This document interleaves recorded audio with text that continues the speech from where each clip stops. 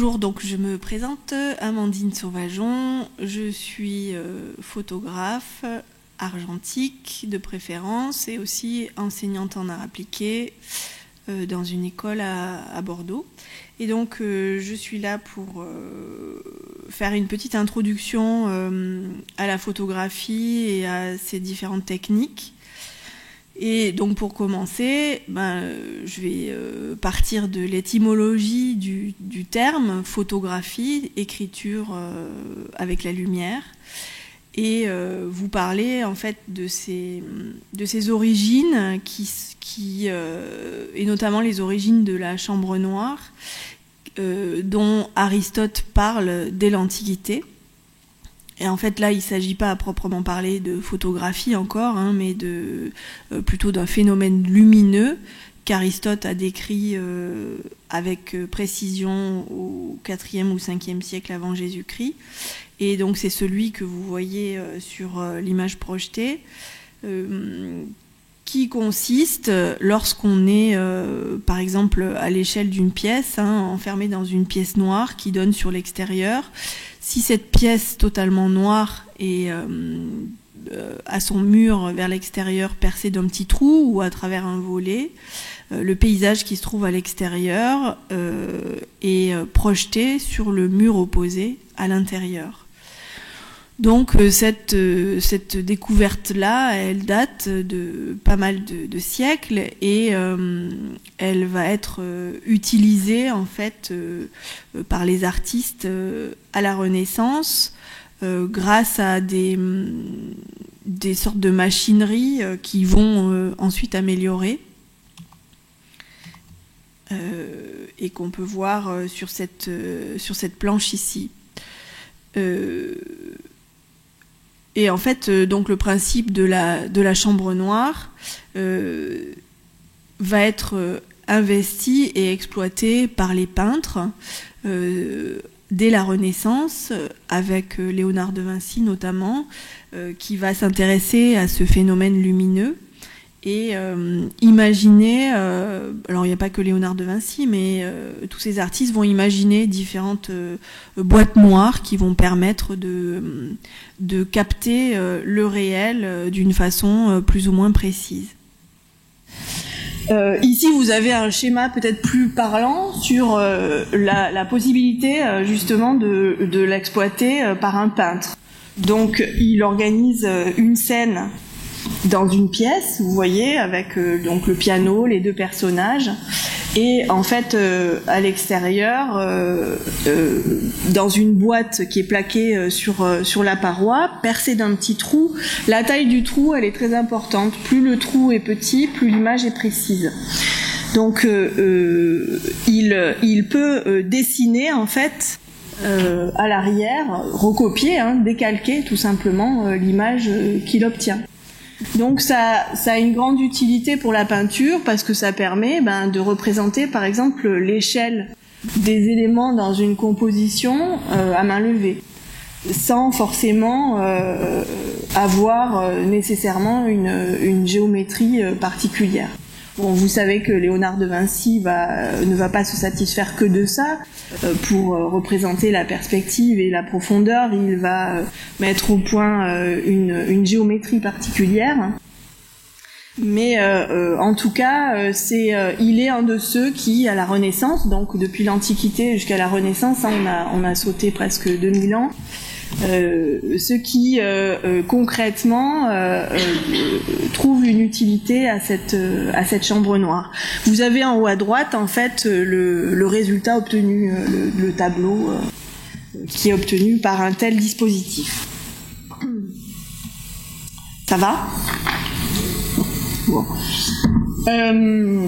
Donc très tôt on constate en fait que ce phénomène lumineux capturé par la chambre noire, utilisé par les peintres et qui leur est d'une grande aide, finalement c'est un artifice. C'est quelque chose qui est tout sauf naturel, c'est une mise en scène, un simulacre. Et toute l'histoire de la photographie, elle est fondée là-dessus en fait, cette tension entre le fait que on veut capturer un élément du réel, le figé, mais en même temps, cette capture, elle dépasse le réel et forcément, très vite, on a constaté que ça n'est pas le réel en fait. Hein, c'est une image du réel, une reproduction, tout ce qu'on... Bon, jusque-là, donc on arrive au XVIe siècle, c'est la Renaissance, les peintres utilisent la chambre noire, et jusqu'au XIXe siècle, on n'a jamais réussi encore à capturer cette image et à la fixer. Et en fait, c'est un Français, Nicéphore Niepce, qui, le premier, parvient à trouver un procédé chimique qui va lui permettre d'inventer officiellement la photographie. Donc une date, l'invention officielle, c'est 1827. Donc on est au tout début du 19e siècle. Et donc il a l'idée de charger sa chambre noire, qui est une simple boîte en bois, d'un support qui est sensible à la lumière, donc qui réagit à la lumière. Et donc pour ça, il a fait de la cuisine en fait. Il a expérimenté plein de choses. Mais il a été inspiré au départ. Et alors ça, j'ai pas trouvé d'illustration, mais c'est un phénomène assez intéressant. Mais je pense que vous verrez de quoi je parle. Il a été inspiré par l'estampillage des fruits.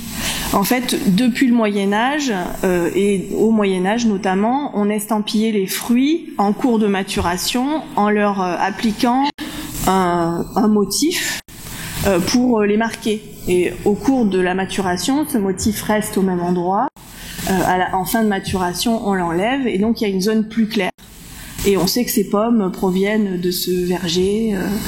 Donc on sait que il existe des substances qui réagissent à la lumière et qui permettent de créer des images quelque part, en tout cas d'enregistrer une trace.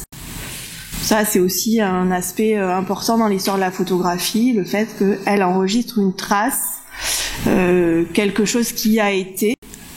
Et à ce titre-là, bon, ça c'est encore un autre débat, j'y viendrai après. Donc Nicéphore Niepce, inspiré par l'estampillage des fruits, trouve le moyen, je ne vais pas rentrer dans les détails chimiques parce qu'on s'en fiche, trouve le moyen d'enregistrer une forme sur son papier qu'il charge dans sa chambre noire. Il trouve aussi le moyen dans la foulée de le fixer, parce que il y a quand même eu des expériences évidemment dont on n'a aucune trace, mais on le suppose, qui permettaient de capter des formes, mais qu'on n'arrivait pas à fixer, parce qu'en fait, tant que la lumière agissait dessus, ces formes évoluaient, donc elles n'étaient pas stables dans le temps. Et donc Nicéphore Niepce à l'époque appelle ça non pas photographie encore, mais héliographie. H-E-L-I-O, c'est-à-dire ça provient du terme hélios qui désigne le soleil en grec, puisque les premières images obtenues le sont grâce à la lumière naturelle, celle du soleil. Donc le support privilégié, alors il a fait des expériences sur papier, mais finalement le support le plus adéquat qu'il trouve, Niepce, c'est le métal, et donc il va utiliser des plaques d'argent qu'il enduit de bitume de Judée, donc qui est une substance qui réagit à la lumière, et qu'ensuite il faut traiter pour fixer. Et voilà comment il obtient la première photographie de l'histoire en positionnant sa chambre noire à sa fenêtre. C'est une reconstitution évidemment. Vous voyez donc sa boîte posée sur le rebord de la fenêtre. Il obtient sur son dépoli l'image inversée, comme on pouvait l'obtenir déjà dans l'Antiquité, et ça donne ça. Alors, du coup là j'ai des images en plus petit format. Le vrai résultat aujourd'hui conservé, c'est celui du haut. C'est donc la plaque d'argent avec des formes qui sont quasiment indécelables et qui sont très difficiles. Enfin, c'est un objet qui est très difficile à conserver, très fragile, donc rarement montré. Moi, personnellement, je l'ai jamais vu exposé. Et donc, ce qu'on voit souvent, ce sont des reproductions. C'est pas la plaque d'argent elle-même, mais des reproductions qui sont plus ou moins lisibles. Mais la première photo de l'histoire, c'est celle-là, vous l'avez sous les yeux. Elle est intitulée Point de vue au Gras, G-R-A-S, mais Gras avec un G majuscule. C'est un lieu, là où habitait Nicéphore Niepce. Et l'image tout en bas, c'est la photo prise depuis, une photo plus récente, prise depuis sa fenêtre. Et en fait, donc là, il obtient une image unique au bout d'un temps de pause très long, presque une journée, ce qui explique aussi certaines incohérences dans cette image qui ont intrigué beaucoup, notamment les ombres. Mais bon, c'est difficile à voir là, mais il y a des ombres projetées des deux côtés, et en fait ça explique que il a posé son appareil pendant toute une journée, donc le soleil a balayé les bâtiments et donc les ombres ont changé, et tout ça a été enregistré sur la plaque d'argent. La voilà en plus grand.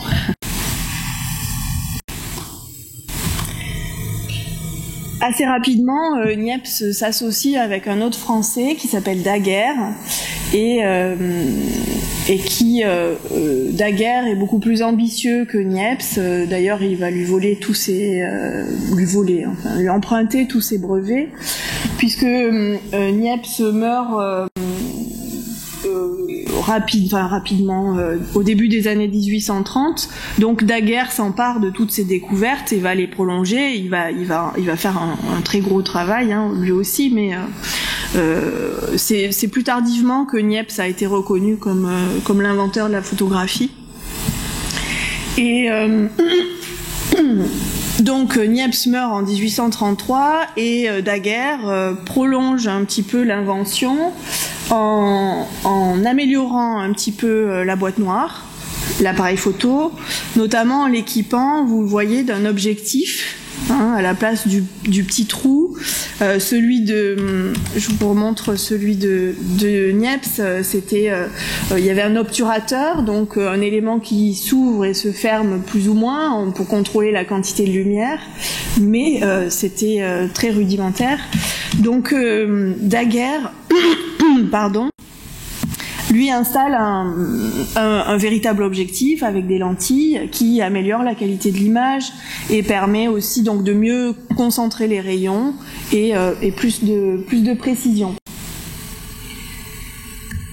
Ensuite, il améliore aussi en tout cas, il change alors il reste sur la plaque de métal comme support. Donc on est toujours sur l'obtention d'une image unique. On n'est pas encore dans l'ère de la reproductibilité. L'image obtenue, elle n'est pas reproductible. Et par contre, le procédé chimique évolue un petit peu. C'est-à-dire qu'à la place du bitume de Judée, il va mettre de l'iodure d'argent, peu importe, mais en tout cas, on l'observe dans les images. Ici, donc son invention, il l'appelle le daguerréotype, de façon tout à fait modeste. Et cette émulsion par laquelle il enduit la plaque d'argent, elle contient elle aussi de l'argent, ce qui explique l'aspect un peu métallique au résultat. Mais à l'époque de Daguerre, on est encore dans des temps de pause de plusieurs heures.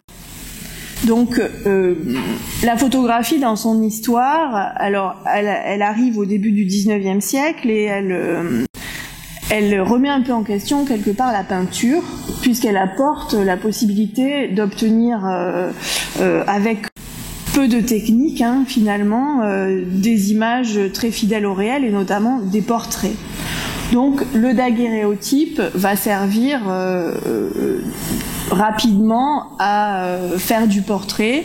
Tout le monde se fait faire son daguerréotype, mais avec donc plusieurs heures de temps de pause. Ce qui explique que les pauses sont au début de cette histoire de la photographie très rigides, parce qu'il fallait être très stable pour pouvoir tenir pendant longtemps, et elles sont souvent floues. C'est le cas de ce portrait ici, qui semble légèrement, mais c'est très léger, légèrement bougé. Voilà d'autres. Et vous voyez, il faut toujours être bien stabilisé dans la pose pour pouvoir tenir longtemps. Souvent les yeux sont mi-clos aussi, donc c'est pas un regard très ouvert, parce que pour les mêmes raisons, il faut tenir le coup. Voilà, donc on voit apparaître comme ça des portraits un peu mis en scène, entourés de ces accessoires fétiches, qui racontent un peu aussi l'histoire de la personne qui est photographiée. Donc c'est des portraits intéressants du point de vue documentaire aussi, sur l'époque et les personnes photographiées. Ce que je vous montre là, c'est des portraits d'anonymes, pas forcément identifiés. Portrait de famille aussi, et vous voyez là aussi comment chacun prend appui pour ne pas bouger pendant le temps de pause. Mais petit à petit, donc la technique s'améliore, et surtout les temps de pause sont de plus en plus courts.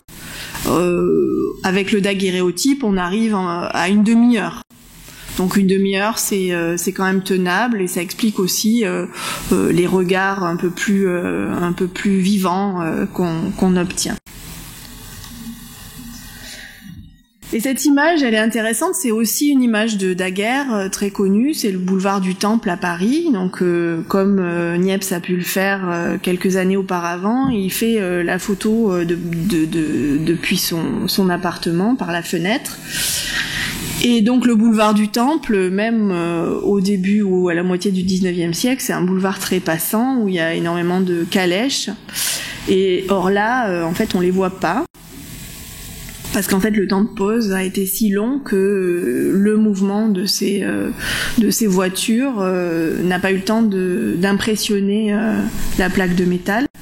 La seule chose qu'on voit de vivante, en quelque sorte, c'est, vous voyez, cette silhouette de cet homme qui se fait cirer les chaussures, et qui a souvent posé question, parce que on sait très bien qu'à cette époque-là, le temps de pause est quand même relativement long, et que un cirage de pompe, ça dure pas non plus une demi-heure. Donc c'est certainement une photo mise en scène pour laquelle Daguerre a demandé à quelqu'un de poser. Et donc c'est une des premières photos mises en scène et posées, mise en scène dans le sens parce que les portraits c'est des mises en scène, mais là à l'échelle de la ville, quoi. Voilà, vous m'arrêtez si vous avez des questions, n'hésitez pas. Ou alors vous notez vos questions et vous les poserez à la fin.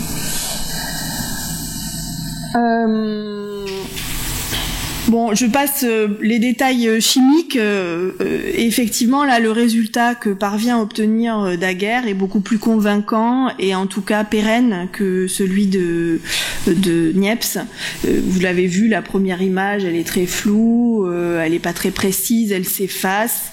Les daguerréotypes sont très stables dans le temps. Il a trouvé un procédé chimique à base de vapeur de mercure qui lui permet de fixer les images d'une façon très efficace. Les images que je vous ai montrées, là, les daguerréotypes, c'est des photos actuelles, donc de daguerréotypes du 19e siècle. Donc vous voyez comment ils se conservent, on est largement au-delà du siècle, presque 2 siècles de conservation là. Et puis arrive donc Bayard, un autre Français qui lui obtient en 1839 un positif direct sur papier, parce que le daguerréotype, en fait, selon comment on le regarde et comment on l'oriente, ça donne l'impression d'être soit positif, soit négatif. En fait, l'image, elle est pas, elle est changeante. Et le support métallique, c'est aussi une contrainte, ça coûte très cher, hein, une plaque d'argent, donc c'est très précieux. Et Bayard, donc un peu plus tard, après la guerre, trouve le moyen, lui, d'imprimer des photos sur du papier. Et c'est ce qu'on appelle des positifs directs. C'est-à-dire qu'on obtient directement l'image positive, et là non plus, il n'y a pas encore l'idée de décliner l'image positif-négatif. De toute façon, c'est un positif, donc on viendra après au reste. Alors, voilà ce que ça donne. C'est une image de pas très bonne qualité, pas très précise. Et en fait, Bayard, dans l'histoire, c'est un peu l'oublié de service. C'est pour ça qu'il a réalisé cet autoportrait en noyé, donc mort noyé, de noyade, parce que il a été très déçu qu'on n'accorde pas d'intérêt à son invention à lui. En fait, c'est un peu resté. Ça ne s'est pas diffusé et il n'a pas connu le développement qu'il estimait mériter. En Angleterre, parallèlement, et comme souvent dans ces moments assez fertiles, puisqu'on est en période de révolution industrielle, hein, où beaucoup de choses sont remises en question, un autre homme qui s'appelle Henry Fox Talbot étudie aussi cette possibilité de capturer des images et de les fixer dans le temps. Donc lui, il va appeler ça le calotype. Là, l'étymologie provient d'un mot grec aussi qui signifie beauté. Et la différence avec le calotype et tout ce qui a été inventé jusque-là par les Français, c'est que c'est un négatif. Donc, Fox Talbot obtient une image négative qu'il faut ensuite traiter pour obtenir un positif. Et c'est là le début de l'histoire de la photographie comme étant une image reproductible. C'est à partir du moment où on a inventé le négatif en fait qu'on a pu la reproduire à l'infini. Alors évidemment, d'un tirage à l'autre, il y a toujours des différences et tous les photographes qui pratiquent la photographie argentique vous le diront. Il y a aucun tirage n'est totalement identique parce que il y a plein de paramètres. Mais en tout cas, ce négatif que vous voyez là à gauche, on peut le reproduire autant de fois qu'on le souhaite. Ça ne va pas l'abîmer et c'est vraiment inépuisable, quoi. Donc le positif, il est obtenu par contact. En fait, il s'agit de positionner le négatif en sandwich sur un support vierge, de l'exposer à la lumière. La lumière passe à travers les zones blanches, c'est-à-dire les zones où il n'y a pas de matière, et du coup agit sur le support photosensible et deviennent noirs. Voilà, pour résumer. Donc on est là dans la configuration de base finalement de l'invention de la photographie argentique. Hein. C'est Henry Fox Talbot qui marque le début d'une histoire technique qui va pas tellement évoluer ensuite. Je vous montre d'autres calotypes. L'image est d'une qualité relativement bonne. Je dis relativement parce que, souvenez-vous, hein, sur les daguerréotypes, il y a vraiment une finesse et une précision dans le détail qui n'est pas encore égalée là.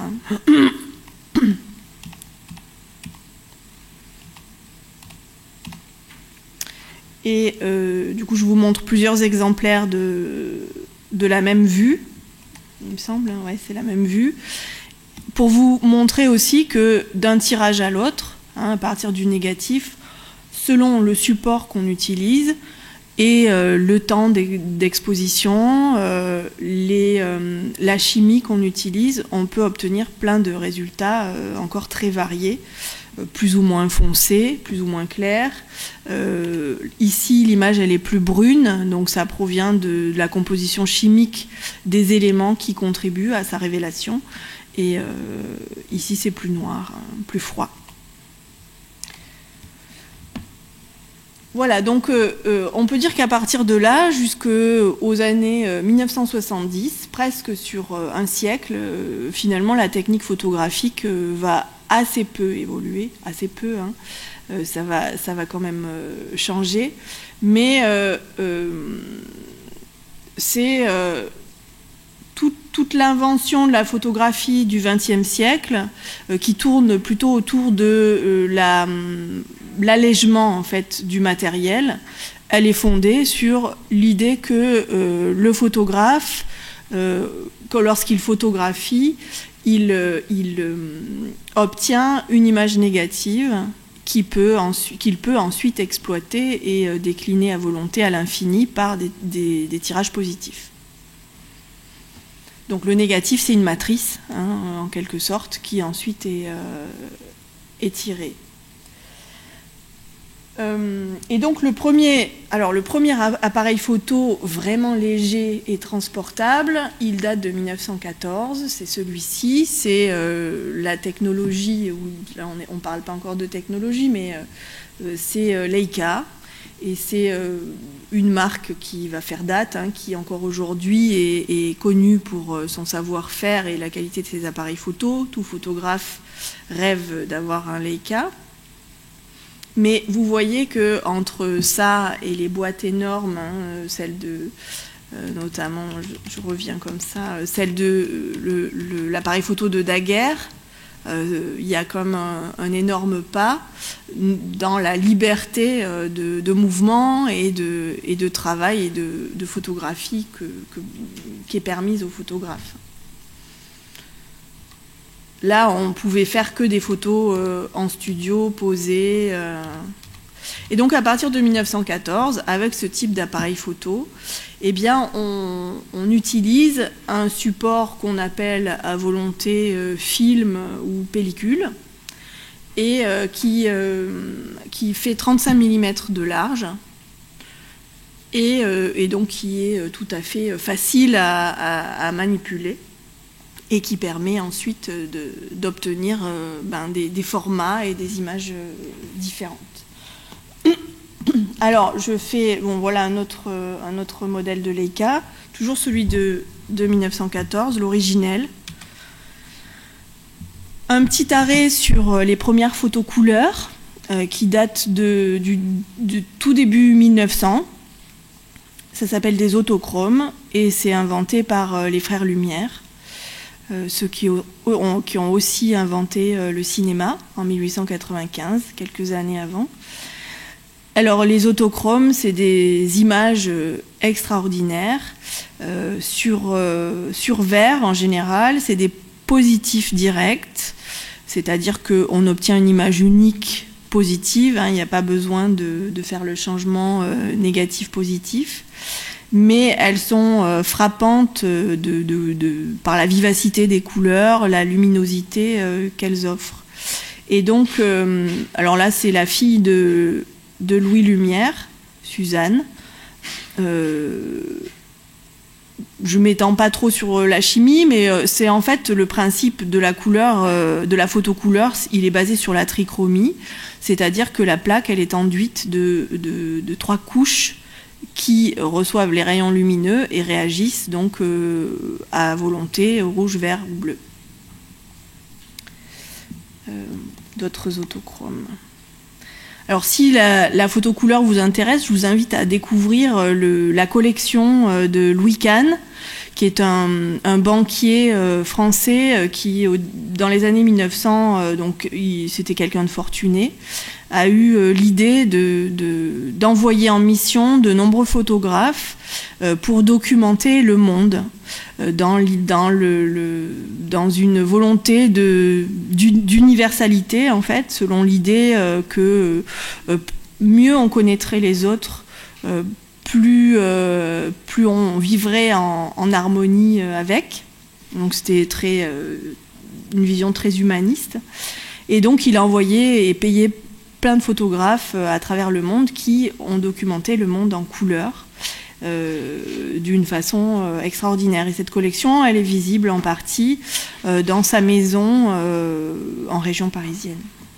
C'est une collection qui se visite. En plus, il y a des jardins magnifiques. Voilà une bobine de pellicule. Donc on a film ou pellicule, ça va être le même support qu'au cinéma en fait, le 35 mm, hein, cette largeur avec les trous de chaque côté est utilisée aussi bien en photo qu'au cinéma. Ici c'est une pellicule couleur, les pellicules noir et blanc se présentent de la même façon avec une émulsion différente dessus. Ici, vous avez un négatif 35 mm qu'on appelle aussi, enfin, qu'on désigne aussi par les termes ou les chiffres 24-36. 24-36, c'est la taille de l'image originelle, hein, de la matrice en millimètres. 2,4 par 3,6 cm. Donc là, vous voyez que... Ouais, vous voyez pas bien, mais c'est un négatif couleur. Donc il y a un petit peu il y a quelques couleurs qui sont les couleurs complémentaires qu'on obtient en faisant un tirage. C'est un négatif.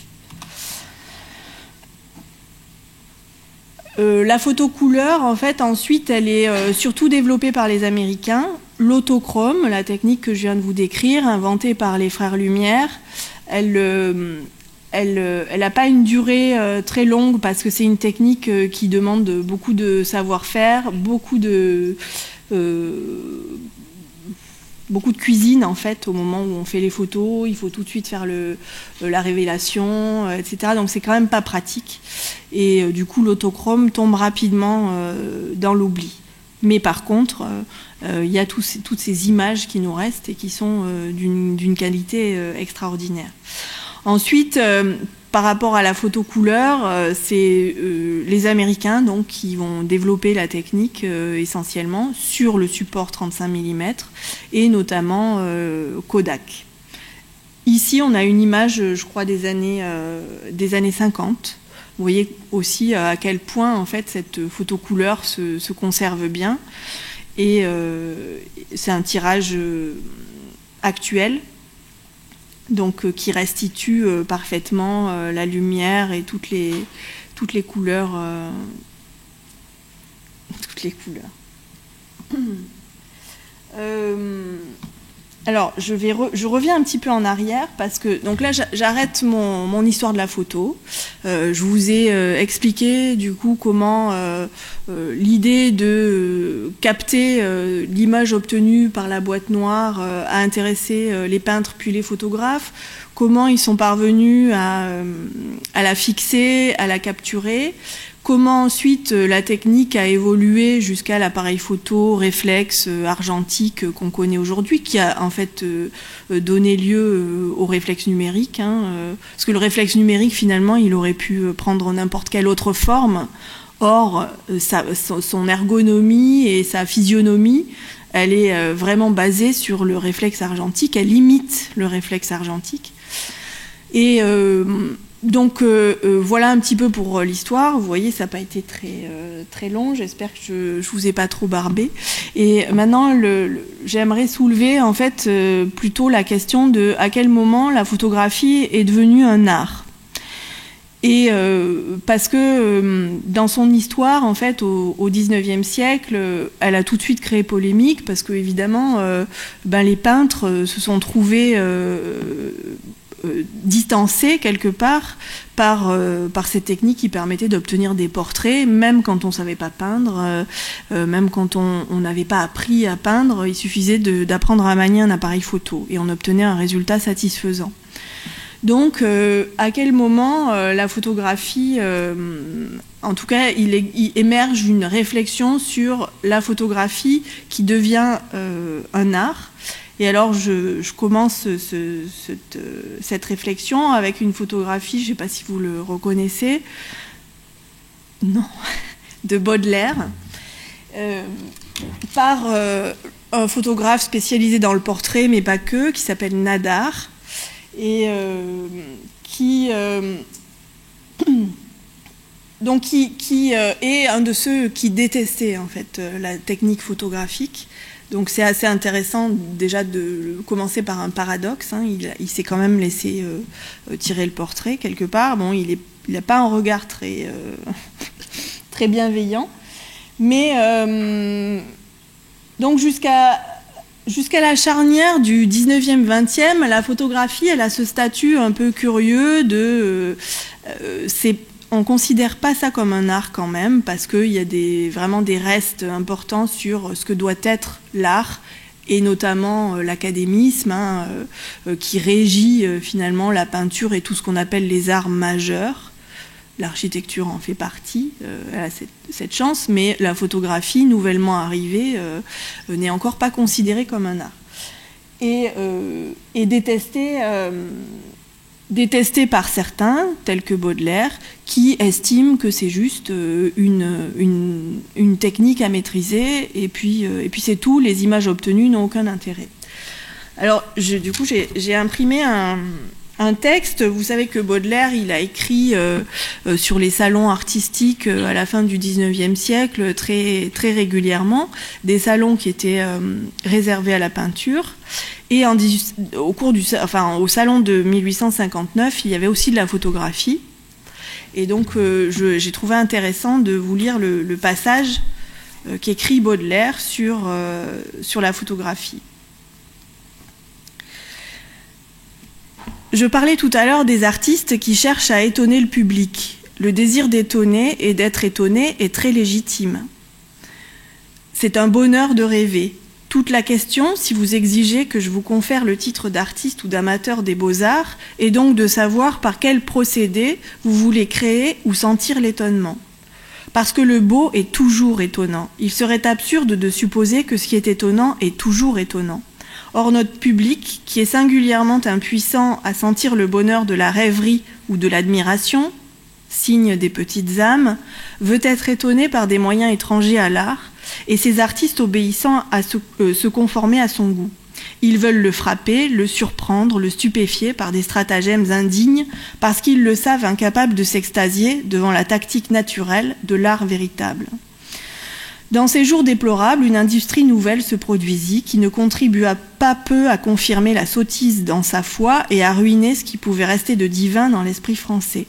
Cette foule idolâtre postulait un idéal digne d'elle et approprié à sa nature, cela est bien entendu.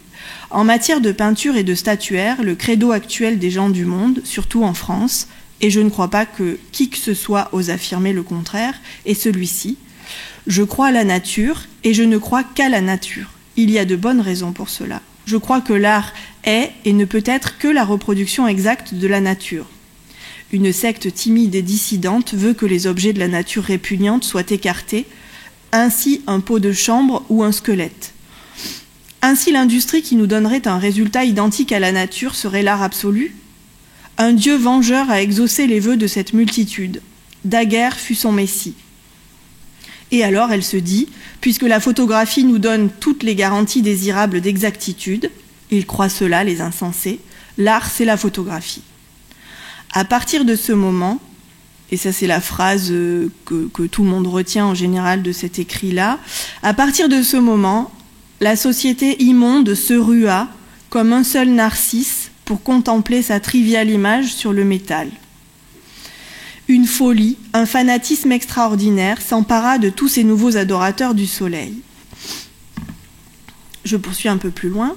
Comme l'industrie photographique était le refuge de tous les peintres manqués, trop mal doués ou trop paresseux pour achever leurs études, cet universel engouement portait non seulement le caractère de l'aveuglement et de l'imbécilité, mais avait aussi la couleur d'une vengeance, qu'une si stupide conspiration, dans laquelle on trouve, comme dans toutes les autres, les méchants et les dupes, puisse réussir d'une manière absolue, je ne le crois pas, ou du moins je ne veux pas le croire. Mais je suis convaincue que les progrès mal appliqués de la photographie ont beaucoup contribué, comme d'ailleurs tous les progrès purement matériels, à l'appauvrissement du génie français, du génie artistique français, déjà si rare.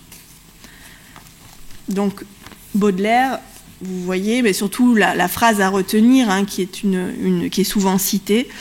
À partir de ce moment, la société immonde se rua comme un seul narcisse pour contempler sa triviale image sur le métal. C'est une phrase qui pourrait même résonner encore aujourd'hui, hein, parlant des réseaux sociaux et des images que l'on crée et produit par cet intermédiaire, qui ne sont pas des photographies. Donc Baudelaire considère que les peintres ratés se jettent sur la photographie par facilité et évidemment dénonce cette nouvelle technique comme un instrument diabolique qui va nuire à la qualité artistique française, déjà bien limitée, dit-il. Mais, et alors, donc curieusement, en fait, ce paradoxe, alors voilà Baudelaire encore, enfin, je trouve que ces photos sont vraiment très intéressantes, hein, prises par Nadar. On pourrait les analyser d'une façon approfondie, il y aurait des choses à dire.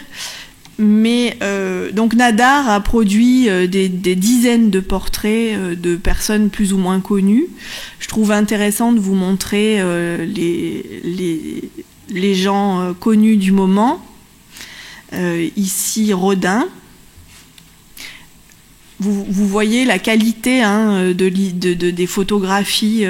Alors là, c'est des tirages actuels, c'est-à-dire qui ont été nettoyés de toutes les petites rayures, mais sur lesquels, par contre, aucun détail n'a été retravaillé, hein. On voit même, vous ne le voyez pas parce que c'est dans la zone d'ombre, mais en fait, dans cette zone-là, Nadar a repris son négatif pour assombrir les ombres, donc par un trait un peu haché comme ça, pour marquer davantage les ombres. Donc ça y est.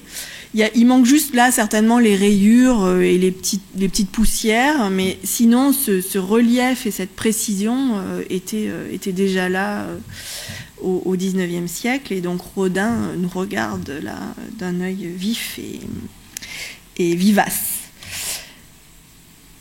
Victor Hugo.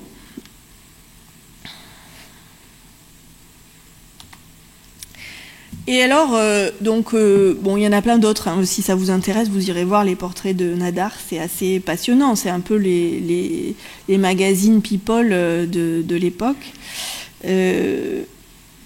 Donc il a fallu pour ces photographes, en tout cas ces techniciens ou opérateurs de l'appareil photo, trouver quelque part un statut et en tout cas défendre leur volonté d'exister en tant qu'artistes.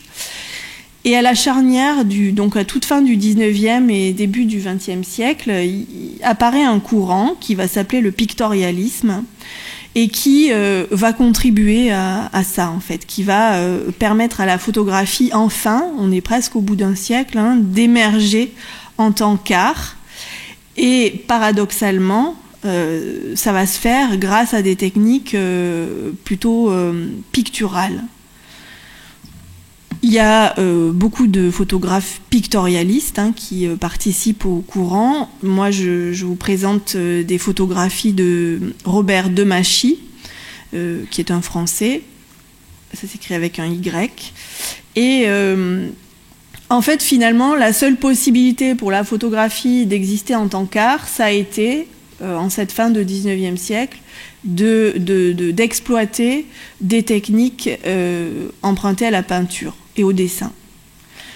Vous voyez ici, donc Demachy, c'est une photographie qui est intitulée La lutte, et donc c'est une photo de nu au départ, et en fait Demachy va travailler le négatif pour obtenir une texture, un rendu, en tout cas pour le fond, qui rappelle celui de la peinture. Et là, la photographie n'est plus seulement une technique, hein, reproductible à l'infini.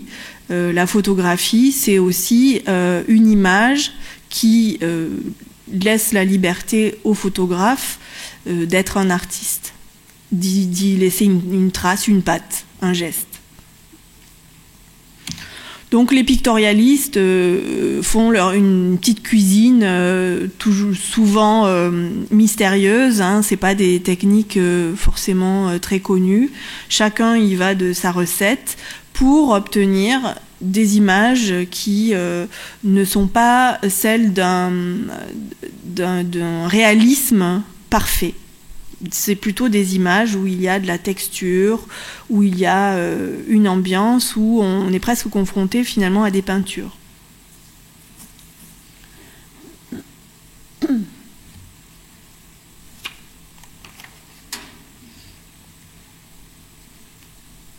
Donc les pictorialistes parviennent à faire sortir la photographie de sa production un peu standardisée et de cette réputation qu'elle a et qui s'est construite au cours du XIXe siècle. Il se base beaucoup sur une transformation du réel, en fait. Justement, ils ne se satisfont pas du réel qu'on peut obtenir avec un appareil photographique, ils le dépassent et en travaillant eh bien, le flou, le contraste, la texture et en intervenant manuellement sur le processus du développement à n'importe quelle étape. Ça peut être au moment de la prise de vue, avec des sortes de filtres, ça peut être au moment du développement, dans le laboratoire, en utilisant des émulsions chimiques qui vont avoir des résultats un peu hasardeux. On est, et d'ailleurs c'est en même temps que l'impressionnisme, on est dans les années 1890, on est dans une quête d'impression, d'atmosphère. Et c'est un peu la même que celle des impressionnistes. Toujours de Machy. Donc ces photographies, parfois on peut se poser la question de savoir si c'est plutôt des dessins ou des gravures, mais en tout cas, pas des photographies. Et c'est ça qui est un peu paradoxal dans l'érection de la photographie au rang des beaux-arts. Il a fallu qu'elle passe par une phase où elle a nié son aspect technique. Ça, c'est Rodin aussi. C'est Rodin qui est représenté. Et le photographe pictorialiste qui a réalisé cette image, c'est Puyo. P-E-Y-O. Et puis encore un autre exemple de pictorialiste, Misonne, donc un paysage. Les pictorialistes aimaient bien exploiter aussi les variations météorologiques, le brouillard, la pluie, la neige, qui permettaient aussi de créer ces atmosphères dont ils étaient friands. Oula, ça fait mal aux yeux. Donc, le pictorialisme apporte son statut d'œuvre d'art à la photographie.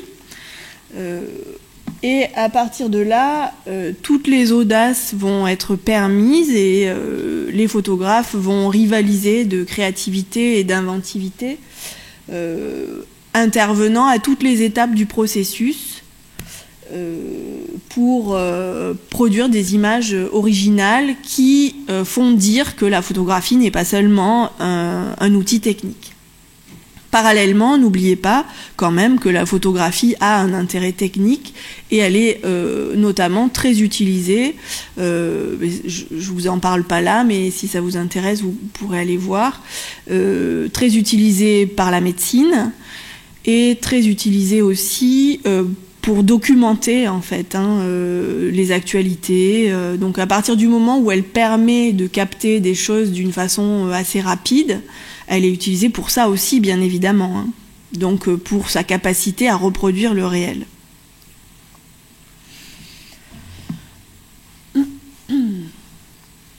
Donc voilà le moment au cours duquel la photographie devient un art. Maintenant, je vais vous parler de ce que c'est une photographie et comment on peut éventuellement réfléchir à améliorer ces photographies, à finalement produire des images intéressantes. J'insiste quand même sur le mot photographie, mais je le répète beaucoup, du coup j'utilise le mot image, mais il faut quand même bien distinguer les deux, hein, je vous en parlerai ensuite. Et donc aujourd'hui, la photographie, elle est essentiellement numérique. Depuis les années 90, l'argentique a été un petit peu mis de côté. Il y a eu un temps, quand même, une petite querelle entre les défenseurs de l'argentique et ceux du numérique. Et cette querelle, elle tenait essentiellement aux performances, en fait, à la qualité des images obtenues, qu'on peut mesurer par la précision, le grain, etc. On parle de pixels en numérique.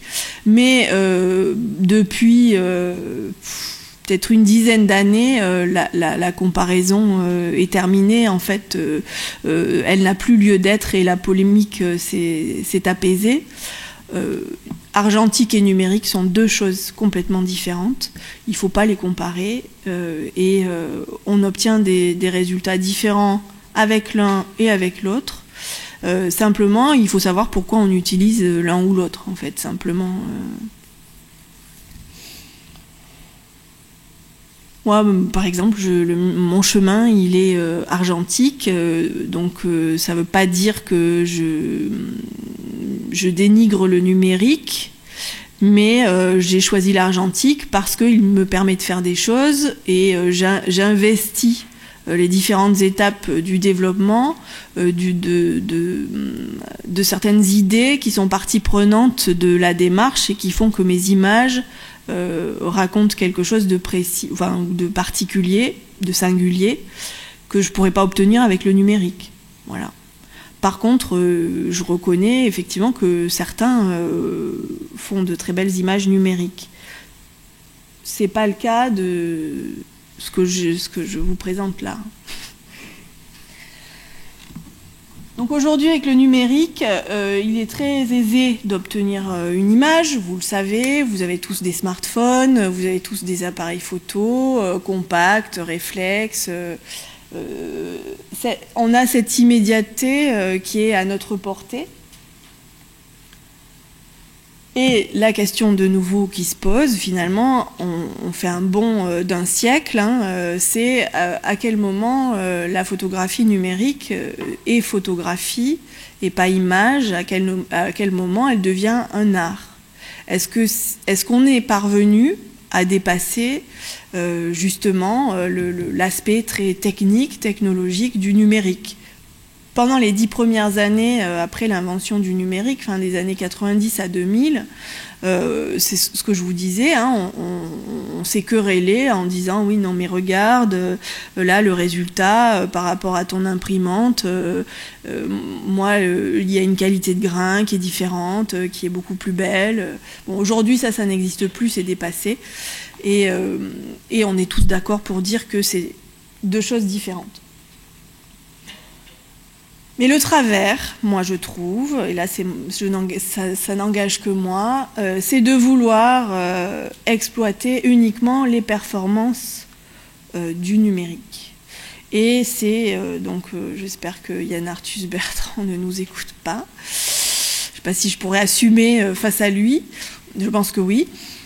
Mais donc ici vous avez une photographie de Yann Arthus Bertrand prise dans la série La Terre vue du ciel qu'il a photographiée justement avec l'émergence de l'outil numérique et il a fait cette très belle, très léchée série de photographies, mais qui pour moi justement est l'exemple typique du photographe qui produit des images dont la qualité réside dans la technique seulement. Je ne sais pas si vous êtes d'accord avec moi, vous pourrez me contredire après, mais finalement, l'intérêt de cette démarche, c'est l'idée qu'a eue Yann Arthus Bertrand de monter en hélicoptère et de photographier la Terre vue d'en haut. Tout le monde peut le faire, en fait.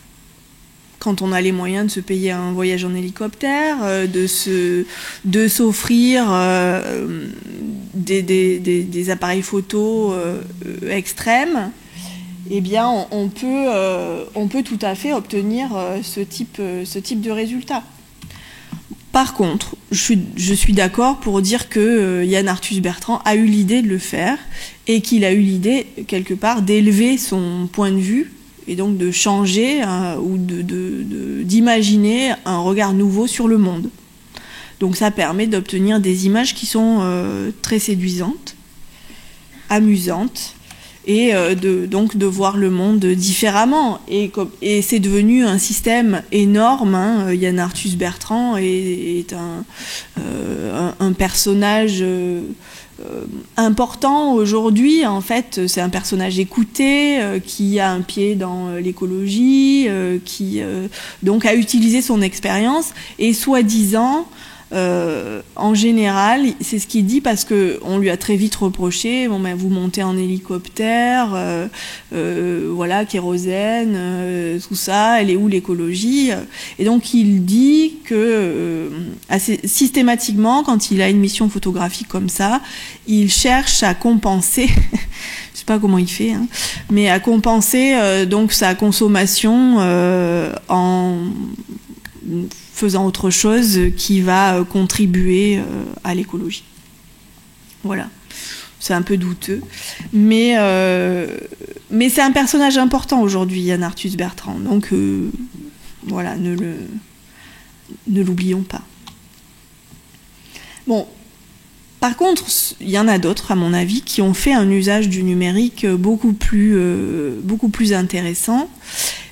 Alors ici, qui est lié aussi à la performance technique, hein. Je regarde l'heure quand même. Ici, c'est le travail de Marcus Brunetti, qui est un artiste allemand. Donc, je vous ai mis cette image pour que vous ayez une idée de l'échelle de ces images, de ces tirages photographiques. Et en fait, lui, donc c'est de la photo numérique. Mais avec une technologie extrêmement pointilleuse, avec un appareil photo qui est de la taille de celui de Daguerre en son temps, et avec des prises de vue pour obtenir un résultat comme ça, multiple. C'est-à-dire qu'il ne fait pas qu'une vue.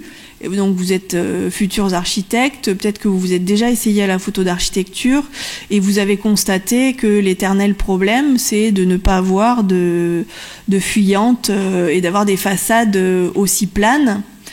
Et donc pour obtenir ce résultat, eh ben, il faut en fait balayer les dites façades à une distance qui est toujours égale, en fait, pour pas avoir d'inclinaison en fait de l'objectif. C'est ce que fait Marcus Brunetti, donc il fait je sais pas combien de photos, une dizaine en fait de fragments qu'il recompose ensuite. Il travaille avec des ordinateurs extrêmement puissants qui traitent l'image pendant des heures, des jours, et donc le résultat est celui d'un processus très lent qui contredit finalement l'immédiateté de la photographie numérique et technique aujourd'hui, quoi. Donc pour moi, ça c'est un travail fondé sur la technique numérique qui est intéressant. Les images sont extraordinaires, hein, de qualité, de finesse, de détail. Et comme Yann Arthus Bertrand, là-dessus ils sont comparables, effectivement, ils donnent à voir quelque chose qu'on ne peut pas voir finalement à l'œil nu, en fait. Donc là, la photographie, elle a un vrai intérêt parce qu'elle amène quelque chose d'unique, de magique, un point de vue sur le monde qui n'est pas possible avec notre seule vision humaine. Donc voilà plusieurs exemples.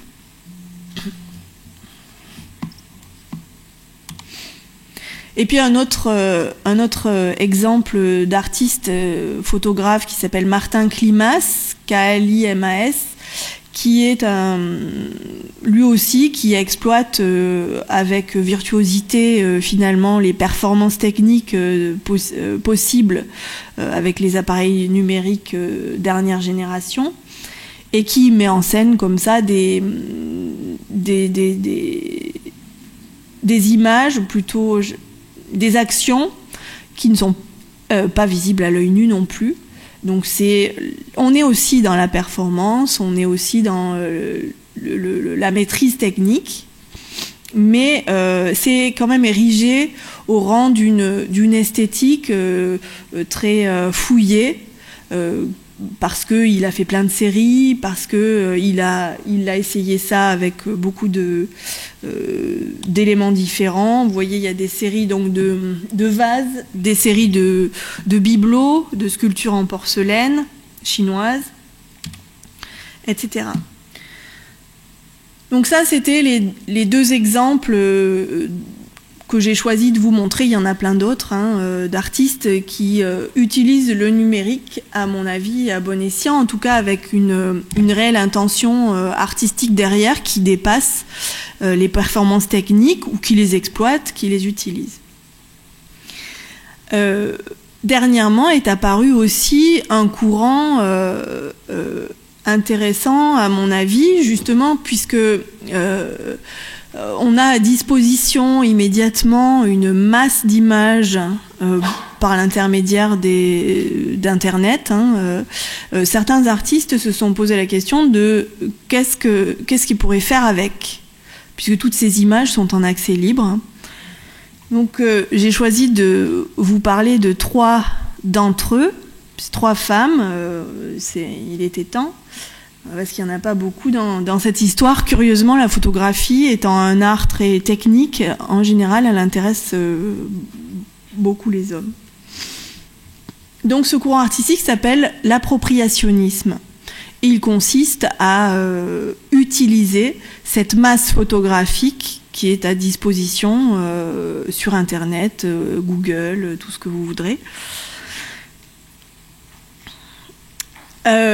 Et donc ces artistes utilisent ces images et développent comme ça une esthétique assez percutante, à mon avis, qu'il est intéressant de connaître. Donc la première, c'est Pénélope Umbrico, UMBRICO, qui alors a réalisé plusieurs séries. Ici, c'est celle des couchers de soleil. Donc des couchers de soleil qu'elle a trouvés sur Internet, d'anonymes, de gens qui mettent ça à disposition, qui partagent leur vie, comme sur tous les réseaux sociaux. Et donc ces installations, en fait, finalement traduisent non seulement la quantité, mais donc ça commence par une collecte, finalement, une collecte. Et les installations témoignent de cette énorme masse qui est à notre disposition. Mais elle a une façon de l'organiser, et c'est dans cette intervention-là que la démarche artistique réside, finalement, l'organisation par rapport à un chaos, a priori, celui de tout ce qu'on peut trouver sur Internet. Donc elle a fait ça avec des photos de pleine lune aussi. Ici, en jouant sur les formats. Dans la série précédente, l'installation précédente, tout est imprimé au même format. Je ne sais pas si il me semblait avoir mis une vue avec des gens, mais c'est vraiment une installation immersive. Une silhouette humaine arrive à peu près à mi-hauteur, en fait, de l'installation. Donc les pleines lunes, les écrans c'est assez drôle aussi, parfois, les écrans de télé qui ne fonctionnent pas, où on se dit mais pourquoi il y en a qui font ça, pourquoi photographier sa télé qui marche pas, peut-être pour témoigner, je sais pas, envoyer un technicien au service après-vente pour dire ma télé marche pas, voilà. Mais donc ça donne lieu à une esthétique très ancrée dans le monde d'aujourd'hui. Et c'est de la photographie aussi. Enfin, photographie plasticienne. Une autre artiste qui s'appelle Jenny Odell, ODEL, qui elle exploite les images satellites et les organise par thématique. Donc là, c'est les piscines. les bateaux.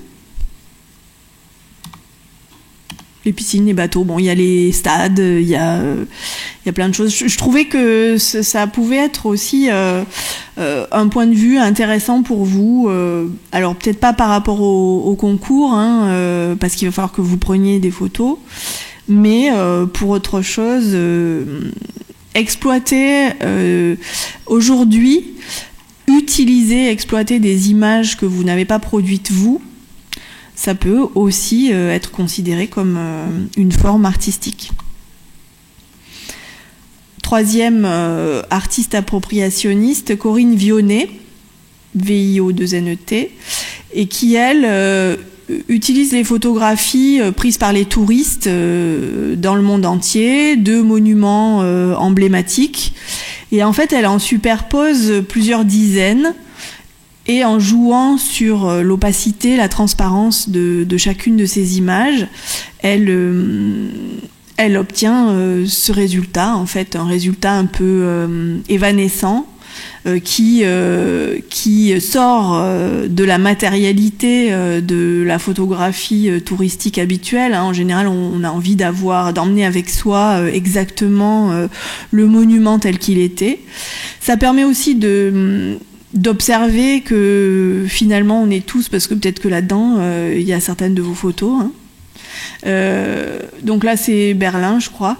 Il y a un léger décalage en fait aussi qui fait toute la subtilité des images obtenues.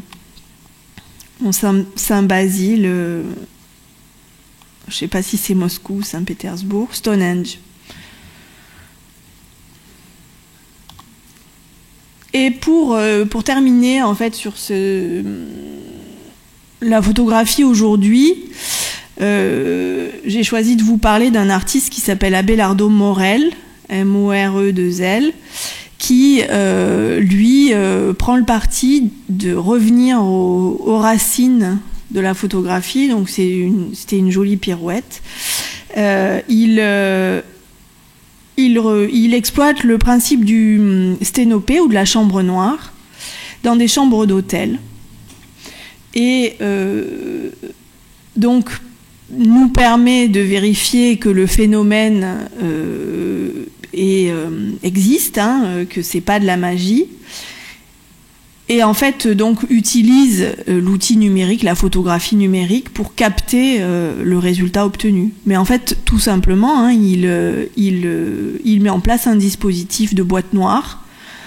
La seule contrainte, c'est qu'il faut que sa chambre d'hôtel, elle donne sur l'extérieur, plutôt au rez-de-chaussée, et encore, c'est pas forcément nécessaire. Il occulte tout, sauf donc un petit trou. Hein, il laisse, en l'occurrence, là, il laisse un rond de la taille d'une pièce de 2 € à peu près. Et donc, l'image à l'extérieur se projette sur le mur opposé à l'intérieur. Et il prend une photo. Ici, donc, quand je vous disais, l'image est en couleur, hein, celle qui se projette. Donc là, il n'y a rien de magique, c'est pas une vidéoprojection, c'est simplement le phénomène de la boîte noire qui est ici utilisé et photographié.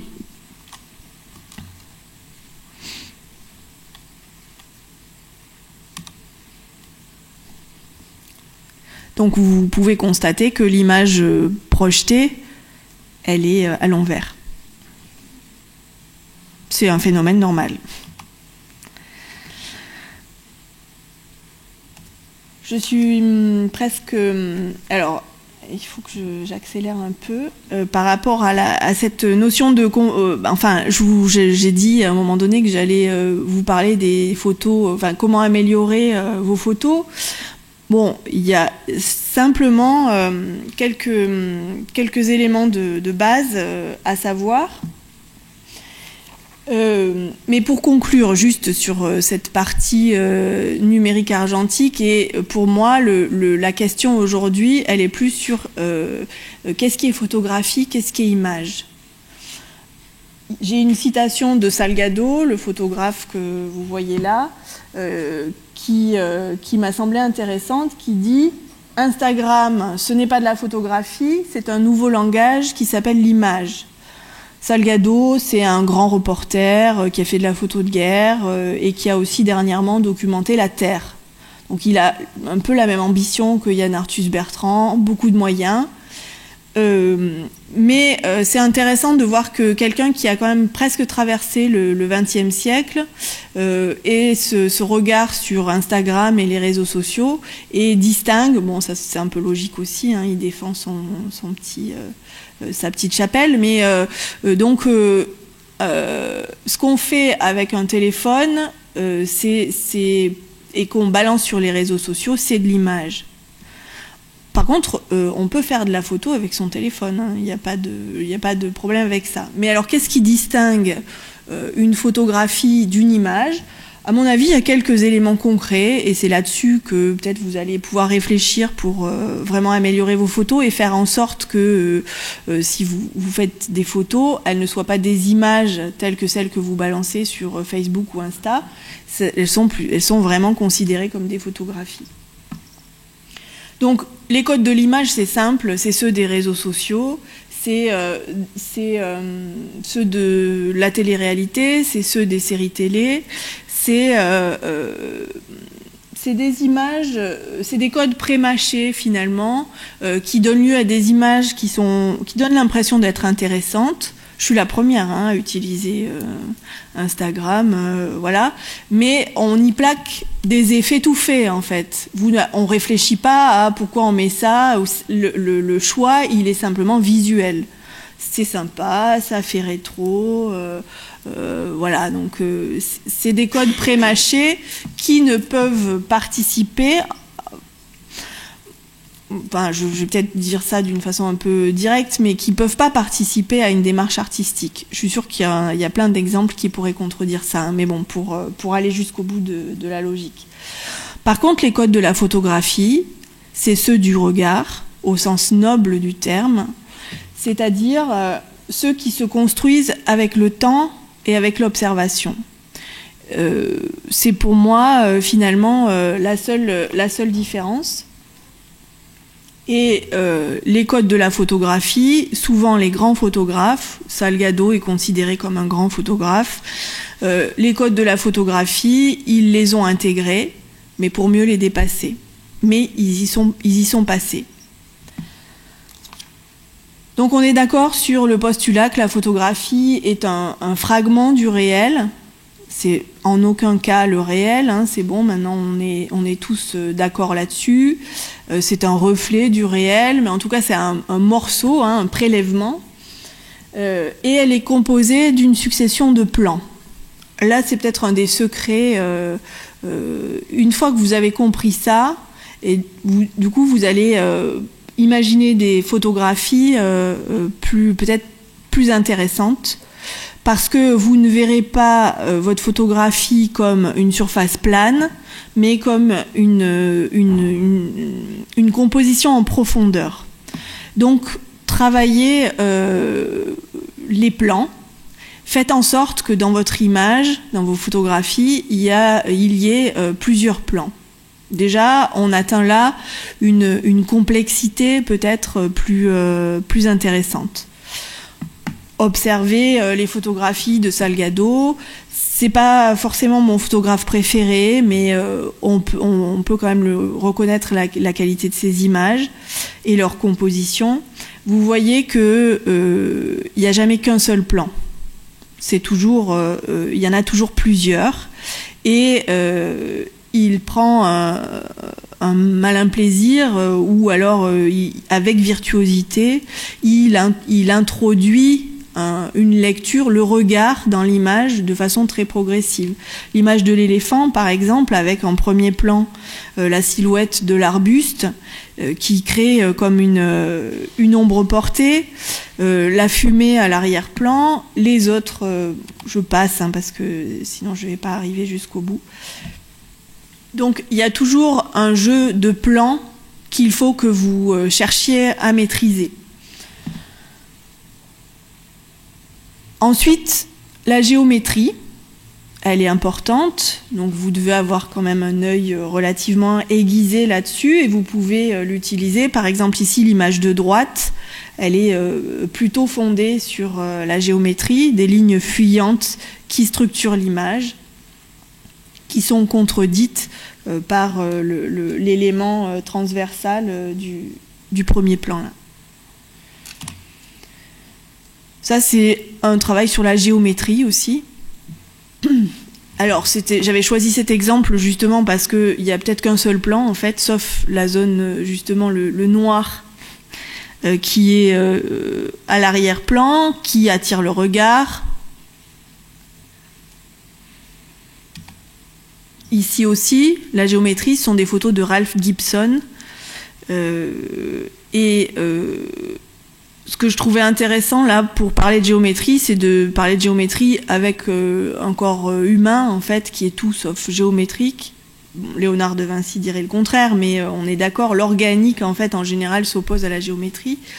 Mais ça peut être une entrée intéressante pour composer vos images, hein, trouver des lignes qui vont guider le regard à l'intérieur de l'image et faire en sorte que ce soit structuré.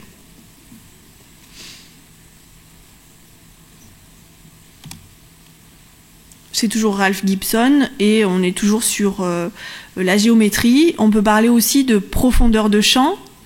La profondeur de champ, on en parlera plus concrètement la semaine prochaine si vous venez. C'est la zone de netteté dans l'image. Donc elle peut être courte ou longue. Ici, elle est courte. La netteté est faite au premier plan. L'arrière-plan est flou. Et donc cette profondeur de champ, elle est intéressante à travailler aussi, à maîtriser. Parce que c'est pas la même chose si vous donnez à voir tout net du premier plan à l'infini ou alors si vous faites en sorte qu'il n'y ait qu'une zone nette et le reste flou. Donc c'est important par ces trois entrées en fait mais qui sont un peu les mêmes en fait, hein, la gestion des plans dans la photographie, dans la profondeur, la géométrie, la profondeur de champ. Ces trois éléments-là, déjà, vous donnent un peu matière à réfléchir à la composition de votre photographie. Il faut chercher à ménager une entrée et une progression dans l'image. Et contrairement à ce qu'on pense, il ne faut pas centrer son sujet. Je vais passer rapidement parce que je pense qu'on arrive à la fin du temps. Ça va. Importance de l'horizontalité aussi. Ça, c'est un élément, c'est une maladresse qu'il faut apprendre à gérer. Avoir un horizon, une ligne d'horizon vraiment plane et pas glissante, qui traduit quand même un regard pas du tout fixé, quoi. Et donc c'est maladroit. Ça c'est vraiment quelque chose de très concret que vous pouvez chercher d'ores et déjà à maîtriser, auquel vous pouvez faire attention. Je sais pas pourquoi j'ai mis ça. Alors par rapport, oui, alors jusqu'ici je vous ai montré surtout des photos en noir et blanc. Je vous montre un peu de photos couleur par rapport à ces éléments dont je viens de parler, hein, la gestion de la profondeur, la pénétration du regard dans la photographie et à travers les différents plans ménagés par le photographe. Ici, c'est un photographe qui s'appelle Saul Leiter, Leiter, qui joue beaucoup avec le flou, qui est un grand coloriste aussi, hein. Il a une façon de manier la couleur vraiment extraordinaire. Une bonne photo n'est pas forcément une photo nette. Le flou peut être un flou tout à fait artistique et intéressant. Il faut savoir jouer avec, il faut qu'il y ait une intention artistique derrière. Donc c'est toujours Saul Leiter. Vous voyez qu'il n'hésite pas à utiliser des écrans un peu intermédiaires entre lui, son objectif, et le paysage qu'il prend en photo. Souvent des vitres, la pluie, des reflets, qui enrichissent beaucoup l'image, la complexifient et nous gênent dans sa lecture et dans nos repères habituels. Par contre, la ligne d'horizon, elle est toujours là, hein. Il y a toujours cette horizontalité. C'est toujours Sol-Liter. Alors, par exemple, ici, d'une façon générale et selon des règles un peu convenues, on dit que dans une photographie, le premier plan ne doit jamais être flou. Hein, c'est toujours ce qui implique le regard et la lecture de la photographie. Or là, vous voyez, Sol-Liter dépasse un peu cette règle convenue pour en proposer une interprétation qui est intéressante aussi, en fait. Hein. Toujours Sol-Liter. Voilà, donc une bonne photo n'est pas forcément une photo noir et blanc non plus. Hein. Moi, je suis un petit peu focalisée, mais je suis tout à fait admirative, au contraire, de ceux qui maîtrisent la couleur, parce que c'est pas du tout mon cas. Donc là, c'est un autre photographe qui utilise beaucoup le flou, un flou un peu trash en fait, un flou justement qui est fait pour déstabiliser, qui est un peu sale. Et bon, avec des sujets évidemment qui s'y prêtent. Hein. C'est Michael Ackerman. Mais le flou apporte un peu du mystère, parce que le flou, c'est pas non plus faire disparaître totalement son sujet, c'est aussi le suggérer. Et parfois, la suggestion, elle est beaucoup plus percutante que le réel dans toute sa véracité.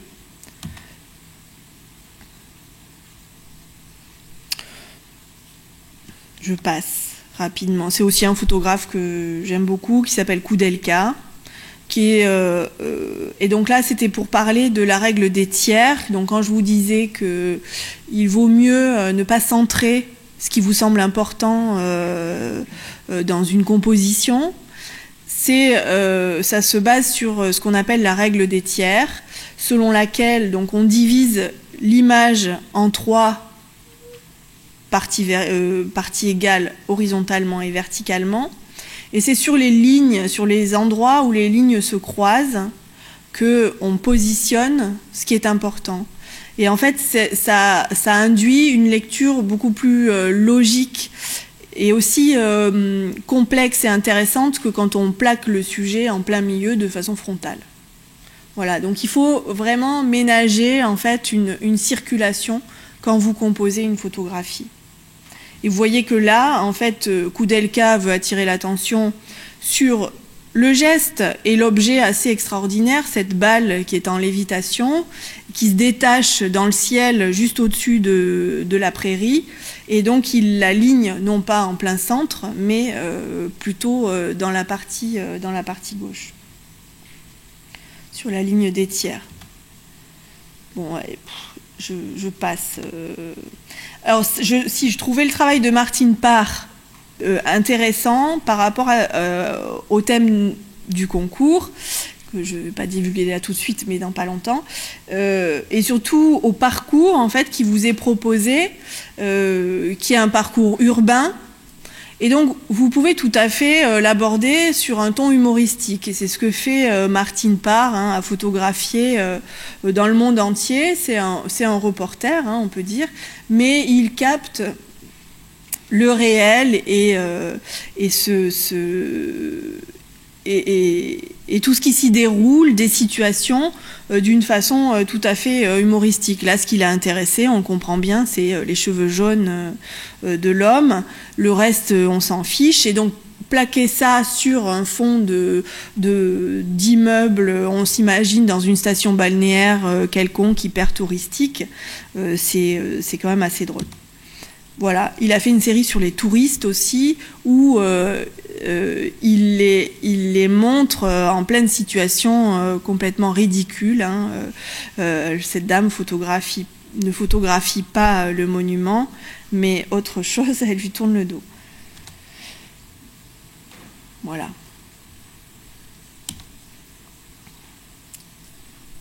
Et puis Gabriel Basilico, qui est un photographe qui a beaucoup photographié l'architecture, qui continue hein, d'ailleurs. Ici, c'est Rotterdam, une ville portuaire dont vous avez sûrement entendu parler. Et il a une capacité justement à composer ces images à partir justement d'éléments urbains qui sont à sa disposition. Hein. Donc ici, celle-ci, c'est plutôt la signalisation, les panneaux, les feux. Ici, c'est cette architecture dont on voit bien qu'elle a été récemment terminée. Les arbres sont minuscules. Et donc, il y a un travail de la lumière aussi. Vous voyez qu'il a pris la photo à un moment où l'éclairage public est allumé, mais soit le jour se lève ou il tombe juste. Donc, ça amène une grande luminosité qui est intéressante. Pensez, quand vous allez faire des photos, à la lumière et à l'heure à laquelle vous allez opérer. Donc c'est toujours basilico. Ici, la règle des tiers, hein, c'était pour vous montrer cette composition très structurée, où vous voyez qu'il y a des éléments importants alignés sur les règles, sur les lignes des tiers à droite et à gauche, verticaux. Je vais passer. Et enfin, un autre petite indication de composition, la composition en Z, ça peut être intéressant. Vous voyez que c'est surtout utilisé dans la pub. En général, on joue aussi avec la typographie. Mais quand on n'a pas beaucoup d'éléments en fait, à photographier, comme dans cette image-là, ça peut être intéressant de se caler sur une organisation comme ça qui va ménager une circulation. Là aussi, difficile de faire une photographie de mer ou d'océan intéressante qui ne donne pas l'impression d'être complètement plate et sans intérêt. Donc là, le Z a été utilisé. Et voilà, j'arrive à la fin. Donc, pour être appréhendée, une photographie, à la différence d'une image, elle doit témoigner d'une certaine rigueur, en tout cas d'une réflexion et d'une maîtrise. Sinon, elle ne communique pas. Sinon, elle est plate, elle est sans intérêt. Je te fais un petit signe.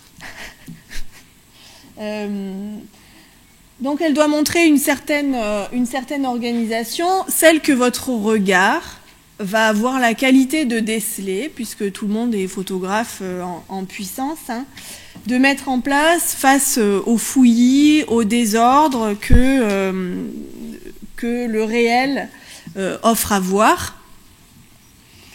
Et donc le fragment ou les fragments que vous allez prélever pour participer à ce concours ou pas d'ailleurs, hein, ça peut être simplement pour vous, doivent être en équilibre et témoigner d'un engagement, d'un positionnement quelque part de votre vision qui doit être unique. C'est comme ça en fait qu'on pourra juger que votre image, votre photographie, elle est intéressante. Donc on va vous livrer le thème justement par lequel vous allez pouvoir vous illustrer et témoigner de cet engagement-là.